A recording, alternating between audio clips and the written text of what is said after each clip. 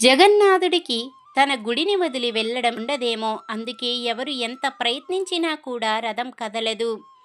కొన్ని గంటల పాటు కొన్ని వేల మంది కలిసి లాగితే కానీ రథం కదలడం మొదలవ్వదు. జగన్నాథుడు గుండీచా ఆలయం నుంచి తిరిగి వచ్చే యాత్రని బహుద యాత్ర అంటారు. ఆ యాత్రలో భాగంగా రథాలన్నీ మౌసీమా అనే గుడి దగ్గర ఆగి అక్కడ తమకి ఇష్టమైన ఓ ప్రసాదాన్ని స్వీకరించి బయలుదేరతాయి. జగన్నాథుడు తన గుడికి తిరిగి వచ్చిన తర్వాత సునాబేష అనే ఉత్సవం జరుగుతుంది. అంటే దేవుడి విగ్రహాలను బంగారు ఆభరణాలతో ముంచెత్తుతారన్నమాట. దీనికోసం దాదాపు 208 కిలోల బరువున్న నగలను ఉపయోగిస్తారు. ఇక్కడితో రథయాత్ర విశేషాలు సమాప్తం. మీకు ఎలా అనిపించిందో కామెంట్ రూపంలో తెలియజేయండి. జై జగన్నాథ్. లోక సమస్త సుఖినో భవంతు. నమస్కారం.